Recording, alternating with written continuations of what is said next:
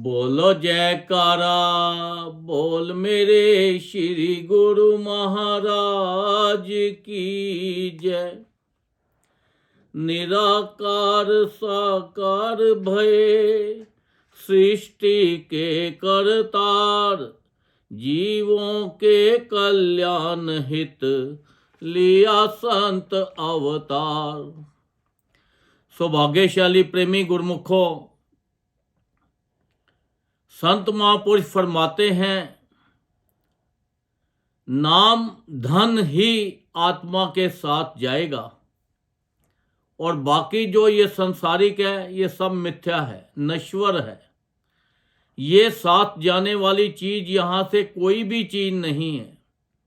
जो भी हमें इन आंखों से नजर आती है, कोई भी चीज ऐसी नहीं है जो वो हमारे साथ जा सके। तो इसलिए नाम धन जो है ये बहुत कीमती धन है। तो ये नाम धन को हमें बचा के रखना है ताकि हमारा नाम धन कोई चोरी ना कर ले, बेकार ना हो जाए। क्योंकि इस कोई भी कीमती चीज होती है तो उस कीमती चीज के आप देखो कि आप उसको कैसे रखते हो। अगर हीरे जवाहरात हो, सोना हो, तो आप उसे लॉकर में जाके रखते हो, तो क्योंकि वो कीमती है, कोई ले ना जाए। तो जो बाकी होता है, आटा है, दाल है, चने हैं, दालें हैं और सामान है, वो खुला पड़ा रहता है, उसको तो कोई नहीं ले जा सकता।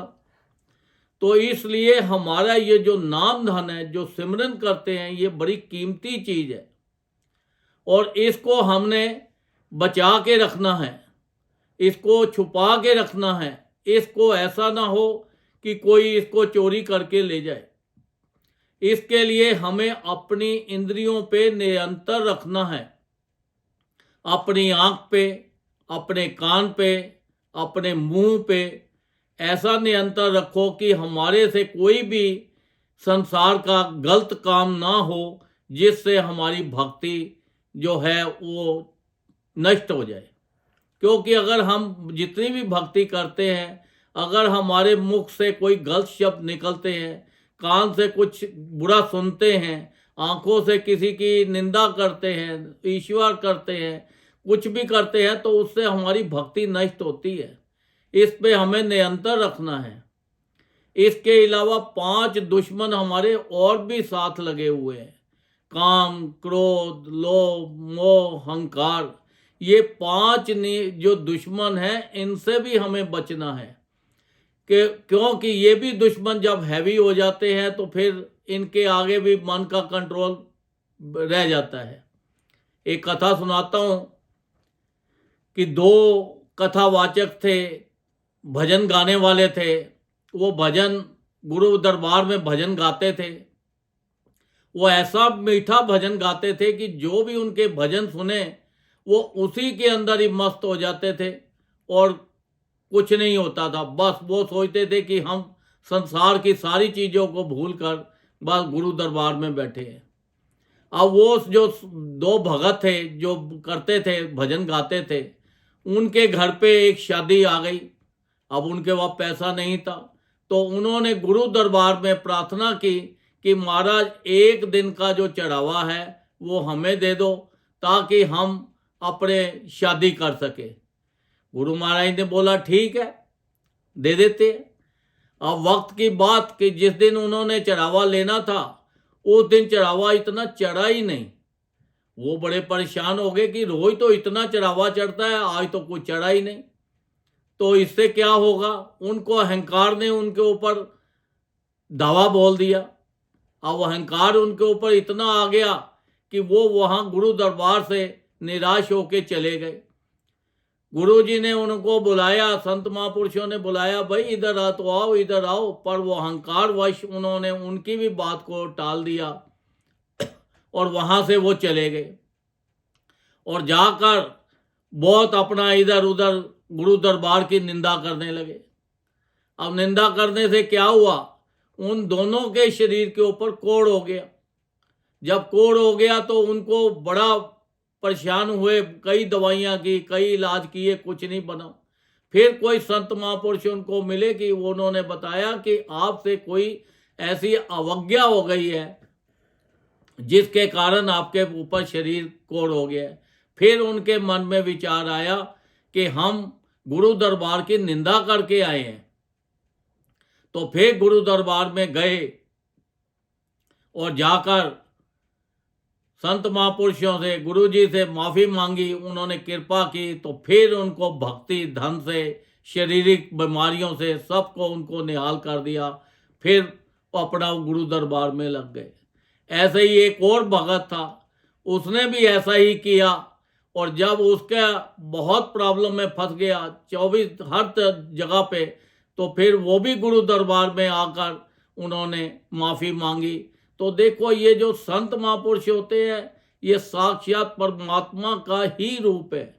तो इसलिए इनके आगे हमें इनकी चरण शरण में जाके इनके हुक्मों का पालन करके, उन्होंने जो हमारे लिए देखो कितने आसान नियम बना दिए हैं कि देखो 5 नियम, श्री आरती, पूजा, सत्संग, सेवा, सिमरन और ध्यान, जो श्रद्धा सहित करे निश्चय हो कल्याण। तो ये 5 नियमों का अगर हम पालन करते हैं तो ये हमारे जितने भी दुश्मन हैं और जितने भी हमारी ये 3 हमारी जो इंद्रियां हैं ये सारी कंट्रोल में आ सकती हैं। शर्त एक ही है कि हम सच्चे मन से, तन से, मन से, धन से उनकी सेवा करें, उनके सत्संग आश्रम में जाएं, सत्संग सुने और उनके हुक्म का पालन करें, उनके नियमों का पालन करें। और अपना लोक और अपना परलोक हमारा तभी सुखी होगा जब ये नाम ही हमारे साथ जाना है।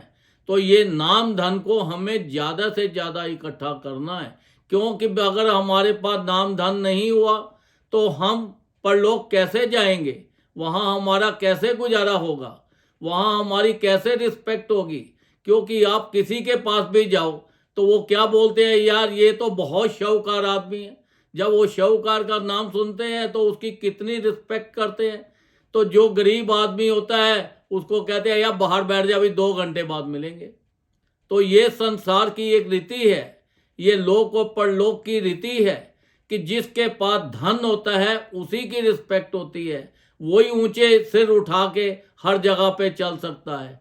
तो सांसारिक धन भी हमें चाहिए और परलोक का धन भी चाहिए।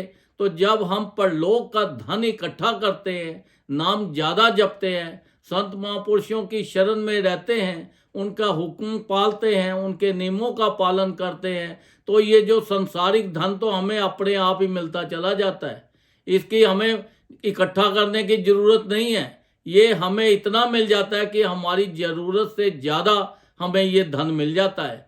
तो हमें तो परलोक का धन ज़्यादा से ज़्यादा इकट्ठा करना है और अपने इंद्रियों पे नियंत्रण रखना है कि कान से कोई चीज़ गलत ना सुनी जाए, मुंह से कोई गलत लफ्ज़ ना निकल जाए, आंखों से कोई ऐसी गलत काम ना हो जाए। तो इसलिए संसार के अंदर हम आए हैं, भगवान ने हमें बड़ी मुश्किल से ये मनुष्य चोला दिया है। तो इस मनुष्य चोले का पूरा पूरा लाभ उठाना है। ऐसा ना हो कि हम गलत चक्कर में पड़ जाए, हमारी सोसाइटी गलत हो जाए।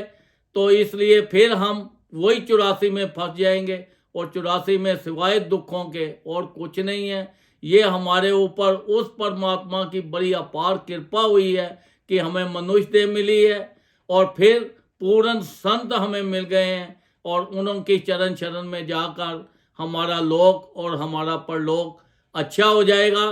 तभी होगा अगर हम ज़्यादा से ज़्यादा नाम जपेंगे, सिमरन करेंगे, उनके हुक्मों का पालन करेंगे, सत्संग में जाएंगे। जगह जगह उन्होंने हमारे लिए देखो कितने सत्संग आश्रम बना दिए हैं, देश में विदेश में हर जगह पर। हमारे ऊपर तो इतनी कृपा हुई है, इतनी कृपा है भगवान की कि ज़रूरत से ज़्यादा अगर हम फिर भी लाभ ना उठा सके तो फिर तो हमारी गलती है। तो इसलिए हमें ज़्यादा से ज़्यादा नाम जपना है और उनके हुक्म में रहना है ताकि हमारा लोक और हमारा परलोक दोनों ही सुखी हो जाए। तो नाम जपने से संसार भी सुखी है और परलोक भी सुखी है। बोलो जयकारा, बोल मेरे श्री गुरु महाराज की जय।